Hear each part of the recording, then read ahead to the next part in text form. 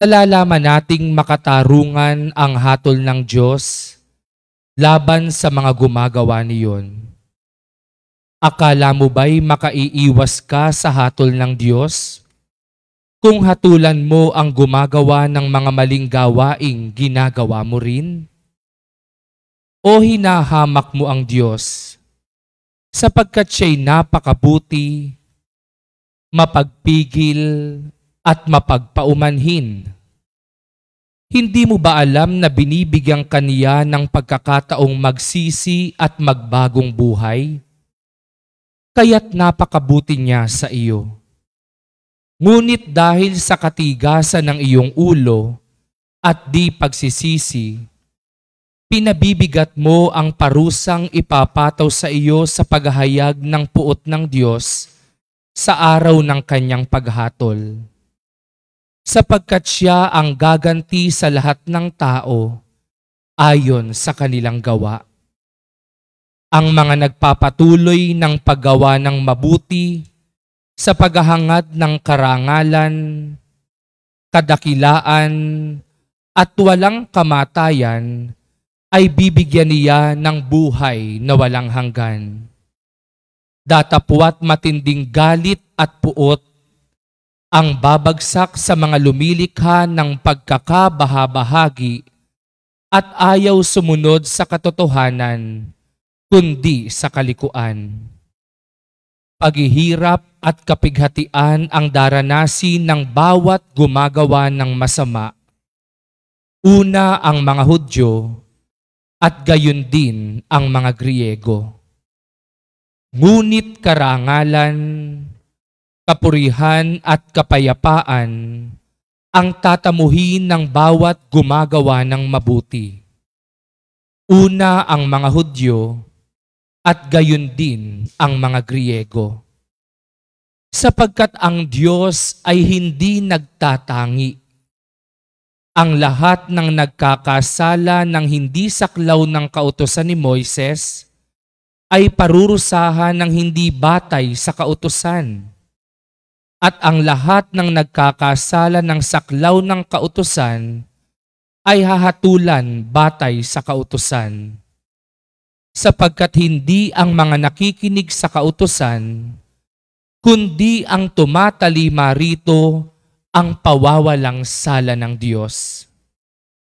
Kapag ang mga hentil na hindi saklaw ng kautusan ay gumagawa ng ayon sa hinihingi nito sa atas ng kanilang katutubong bait, ito'y nagiging kautusan para sa kanila.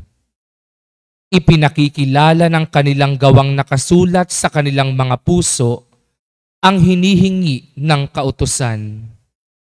Pinatutunayan din ito ng kanilang budhi, sapagkat kung minsan sila'y sinusumbatan, at kung minsan na may ipinagtatanggol sila ng kanilang isipan.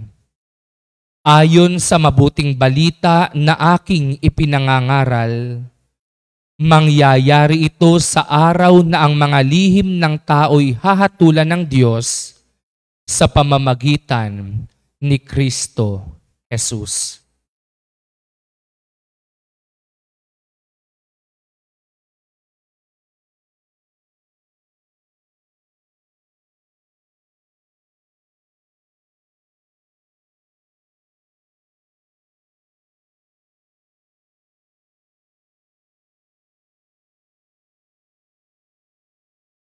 Mula kay Lucas.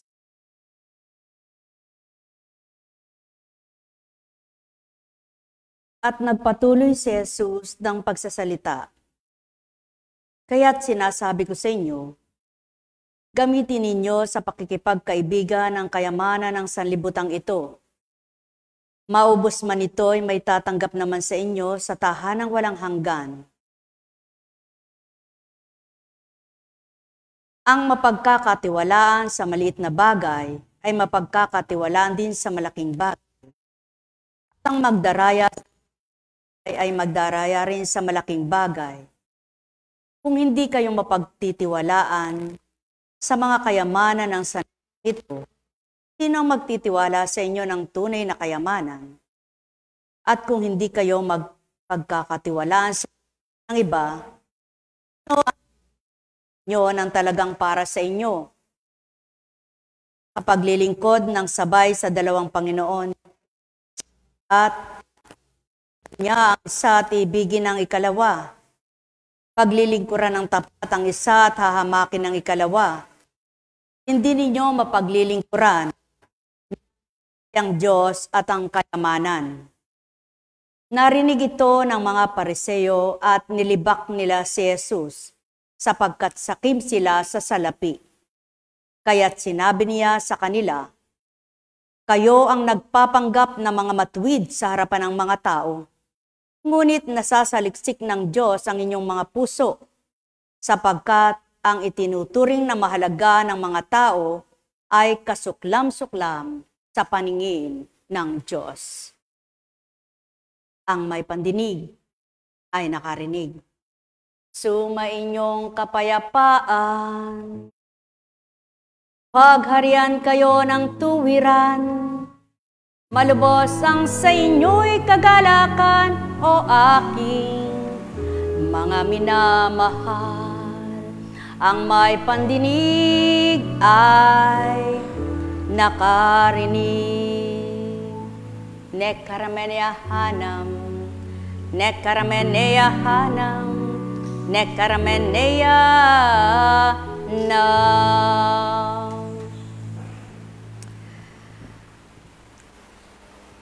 Sino nga ba ang umaayaw sa salapi?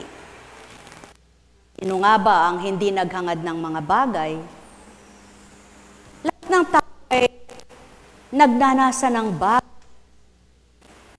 Nagmimithing umulad ang buhay kung hindi ka isang abnormal o isang nagbabaliwala sa iyong buhay.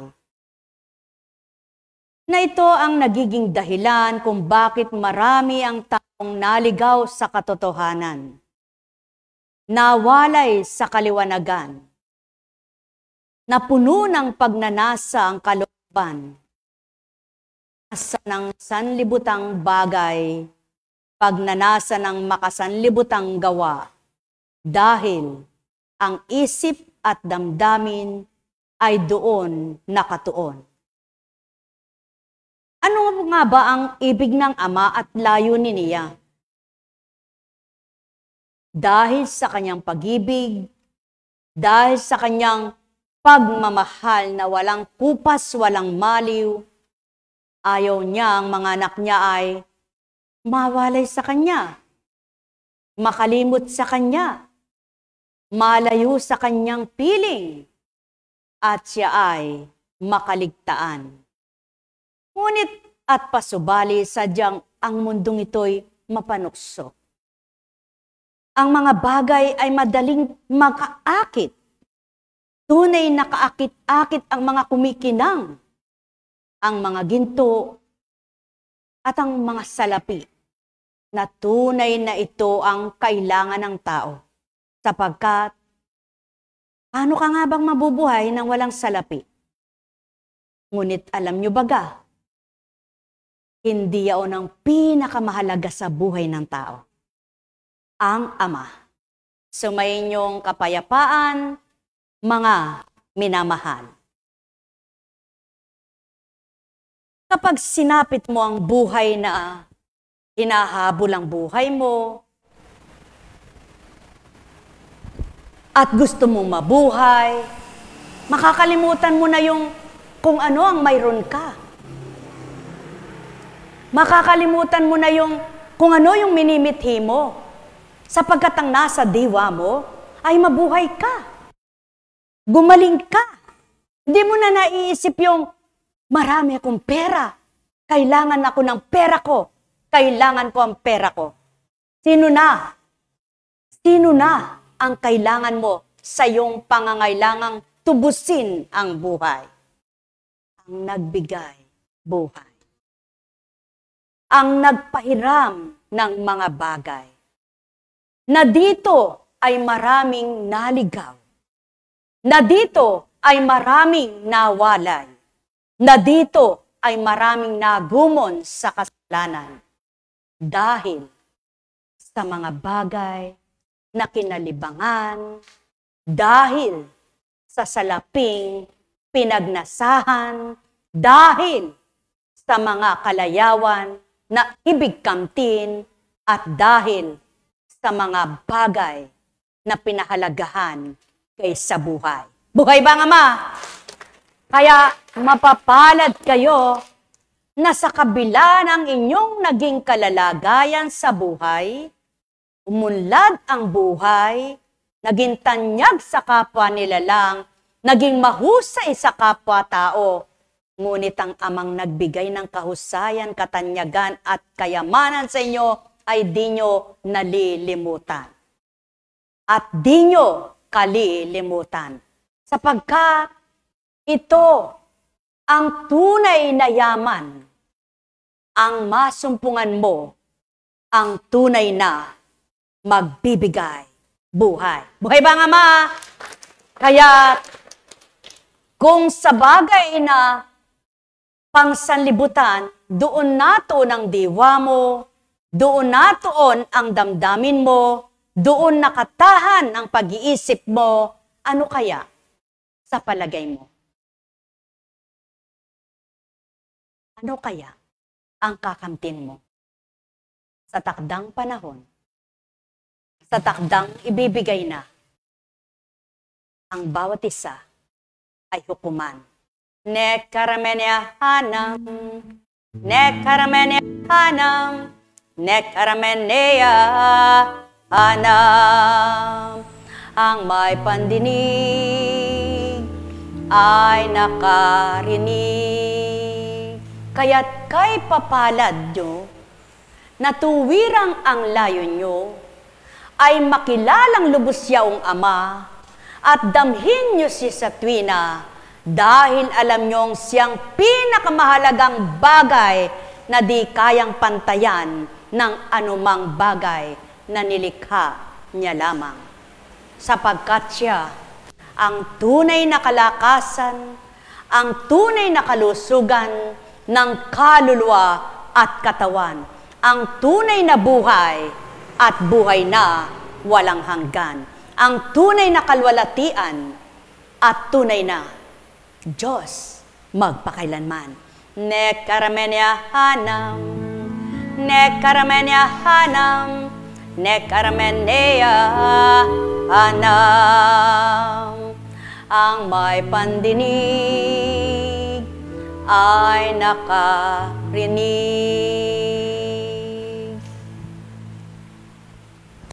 Ulitin nyo nga yung inawit nyo.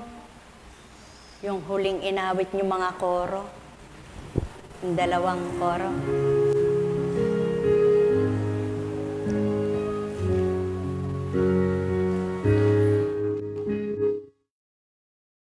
May pulo, bigin mo ang hanggang panahon.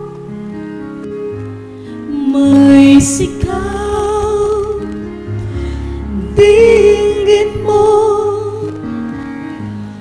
at ubos na ang oras mo.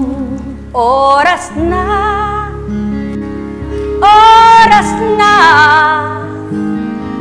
na kumilala kayo sama. Oras na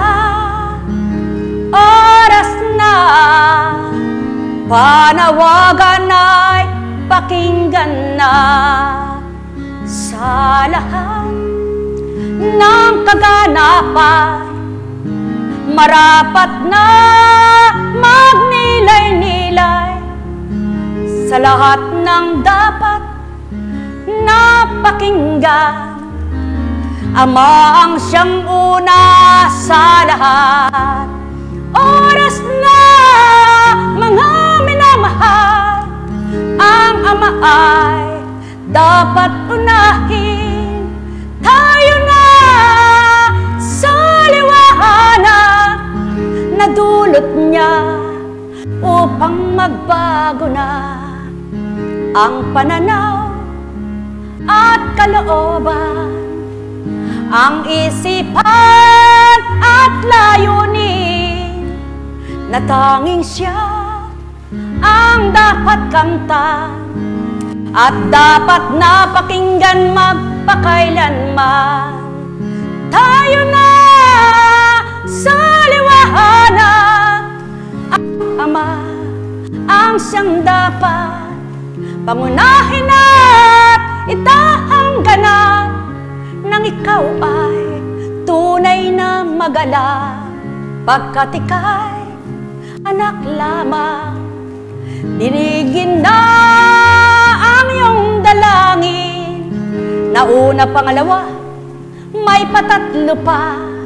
Patuloy na ika'y magsusumamo sa Kanya, pagkat walang asahan maliban siyang tanging Ama.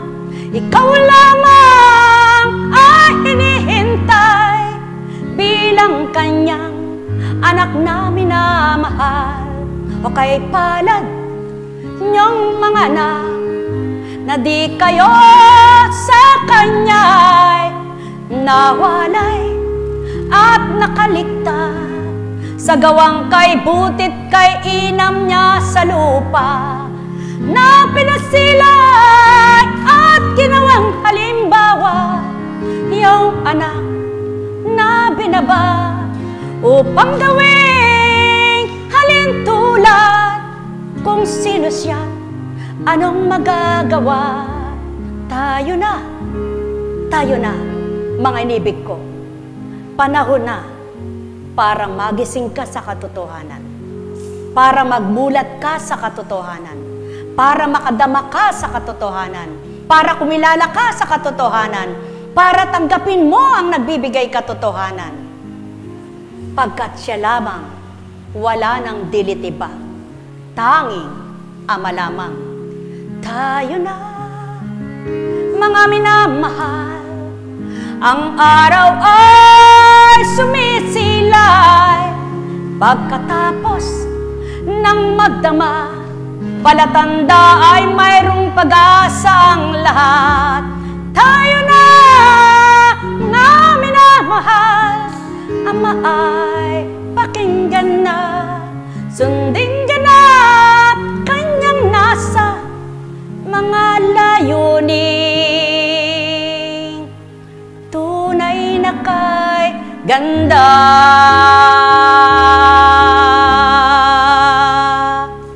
Nekaramenehanam, nekaramenehanam, nekaramenehanam. Buhay ba ang Diyos? Masaya ba kayo? Purihin, purihin, purihin ang Ama, mahal na kapatid na Nora. Salamat. Salamat sa inyong mga taga Valenzuela at nakarating sa araw na ito. Napakabuti ng Diyos. Yung mga hindi nakakaunawa sa misyon ng isang apo, kunsing akala nila ay ganyan lang, ano? Yung maghintay ka ng pasyente, harapin mo pasyente, dudulog ang pasyente, sagutin mo yung pasyente. Hindi po, maraming dapat partihin. Kaya't kung magkamisan ay nahuhuli o wala sa inyo, ipagpaumanhin dahil kailangang ipalaganap natin ang gawa ng Panginoon. Kailangang iparamdam natin ang tunay na pag-ibig at pagpapahalaga ng Panginoon. At hindi mo ito maigagawad kung hindi mo ibibigay sa kapwa mo. Kung hindi mo bibigyang pansin, tuon at kahalagahan ang kapwa-tao.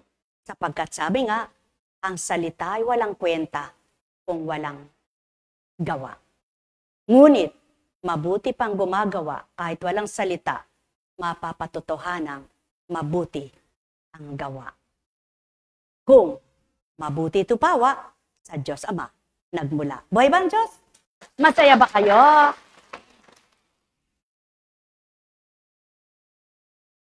Sa loob ng magdadalawang taon ng pandemya, ng pinakibakahan, sa araw-araw na ginawa ng Ama, ikaw ba ay nalimutan niya? Hindi.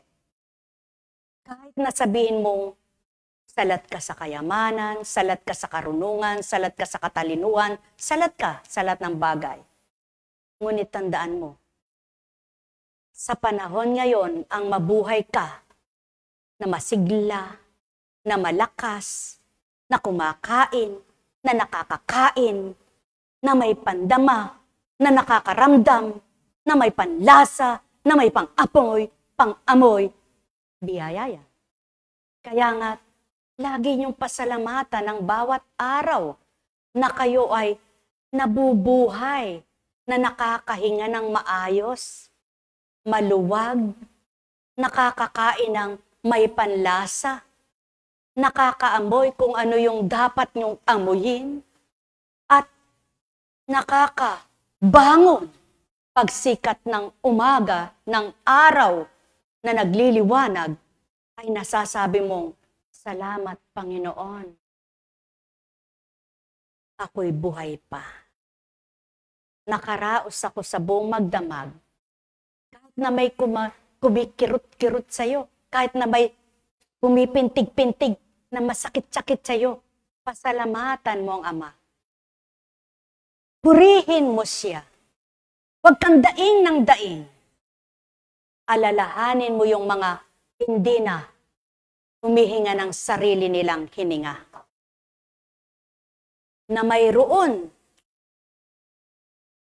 na sumusuporta sa hininga nila. Artificial na hangin.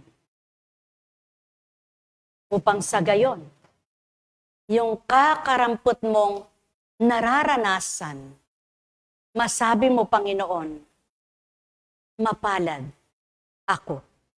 Kaya't yung buhay mo na yan, napahiram sa iyo na may kalakasan, huwag mong sayangin ang pagkakataon. Gamitin mo ito sa kabutihan. Gamitin mo ito sa alam mong makalulugod sa pananaw ng Ama.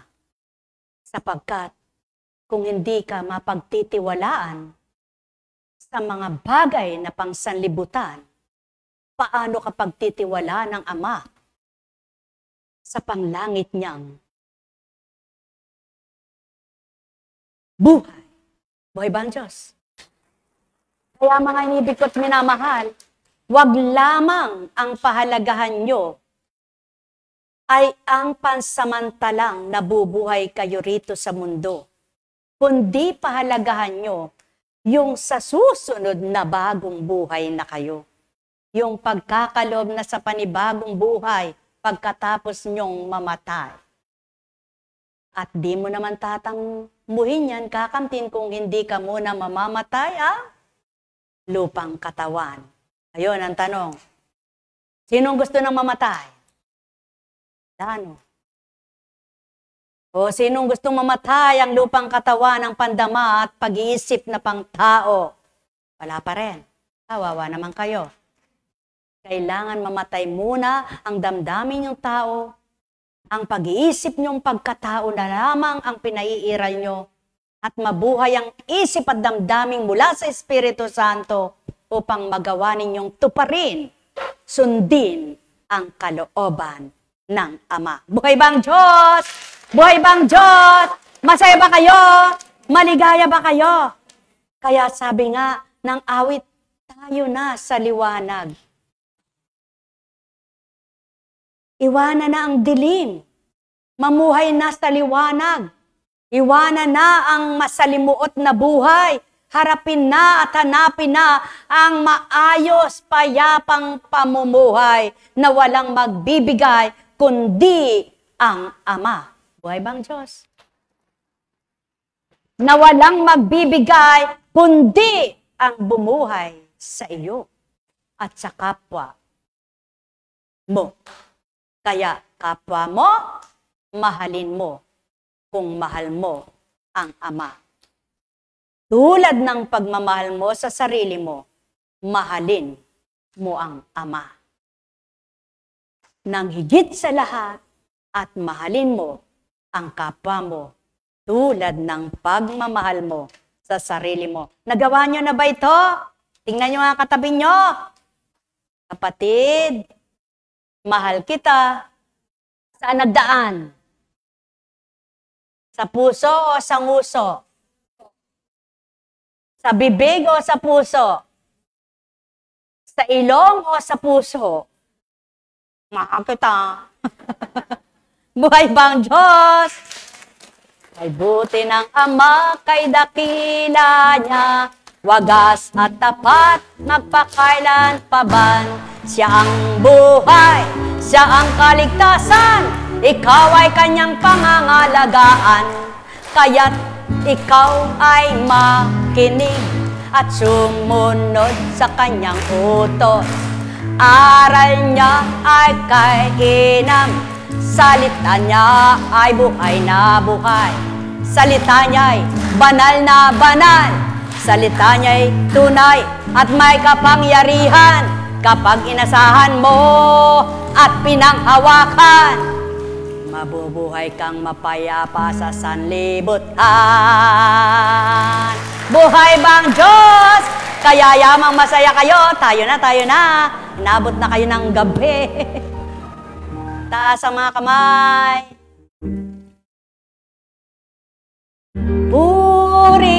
Purihin ang Panginoon, si Kristo ay naririto. Tanging alay ay pag-asa, kaya kayong lahat ay magpuri sa Ama. Purihin ka, Ama. Purihin ka, tuwina. Purihin ka, Ama. Purihin ka. Purihin ka, Ama. Kaya, pag mong pangatwiranan ng Ama, wag kang nagdadahilan kapag inaatasan ka niya. Sapagkat mapalad kang binigyan niya ng pagkakataong atasan. Mapalad kang binigyan niya ng pagkakataon na pagtiwalaan. Mapalad kang binigyan niya ng pagkakataon na ibigay ang kanyang mahalagang bagay. Na hindi lahat ng tao ay kakamtan iyang bagay na yan. Bagay na espiritu na walang kamatayan. Espiritu ng liwanag, espiritu ng buhay, espiritu ng lakas at tibay, espiritong walang maliw.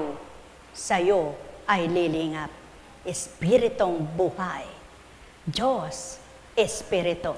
Upang patuloy kang makapag-alay ng purihin ka, Ama. Purihin ka, tuwina. Purihin ka, Ama. Purihin ka. Purihin ka, Ama. O kay buti ng Ama, sadyang kay dakila niya, salita niya ay walang pagkabula, tunay na mahiwaga at maaasahan ng mga anak niya sa lupa. Kaya tali kayo, patuloy kayong sa Ama ay magtiwala. Patuloy kayong sa Ama ay maniwala. Patuloy kayong sa Ama ay tumanggap. Patuloy kayong sa Kanya ay maging ganap. At patuloy kayong makapag-alay sa Kanya ng purihin ka, Ama. Purihin ka, tuwina. Purihin ka, Ama. Purihin ka.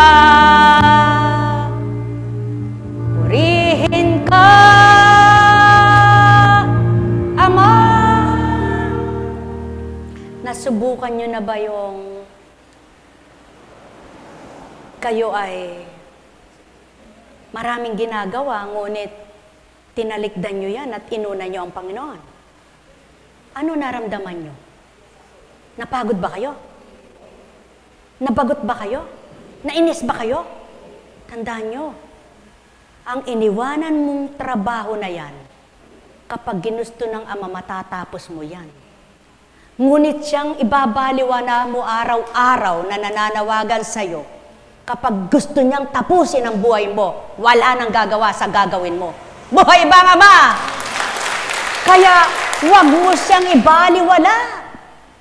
Huwag mo siyang ipagpalit. At huwag mo siyang kalilimutan at ikahiya. Ipaglaban mo siya at ipaglalaban kaniya upang patuloy kang makapag-aral sa kanya ng purihin, purihin ka, Ama. Purihin, purihin ka tuwina. Purihin, purihin ka, Ama. Purihin, purihin ka. Purihin ka, Ama. Kaya nga, ano man ang mahalaga sa'yo, lagi mong aalalahanin ito. Wala nang dapat mas mahalaga sa'yo, kundi ang magbibigay buhay at magpapasigla sa'yo maging sa mga mahal mo sa buhay.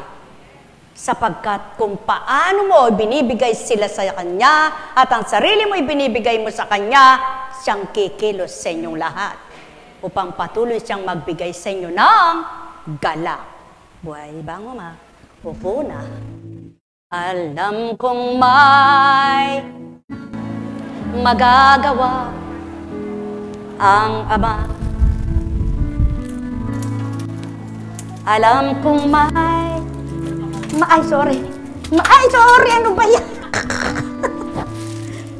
Sabay. Pagka winika niya at nubayan ka ng Ama. Bawat araw ako sa inyo'y naghihintay. Purihin, purihin ang Ama.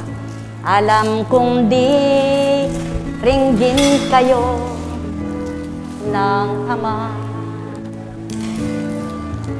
Alam kong di ringgin kayo ng Ama. Pagka winika niya, manalig ka na. Bawat araw ako sa inyo'y may nakalaan. Mayroong magandang mangyayari sa inyo, aking mga minamahal. Mayroong magandang mangyayari sa inyo, manalig, umangkin at tanggapin. Alam kong may magagawa ang Ama. Alam kong may gagawa ang Ama. Pagka winika niya, bigyan mo sila. Ligka na. Bawat araw ako sa inyo manakalaan. Mayroong magandang mangyayari sa inyo, aking mga minamahal. Mayroong magandang mangyayari sa inyo, manalig, umangkin at tanggapin. Alam kong may magagawa ang Ama.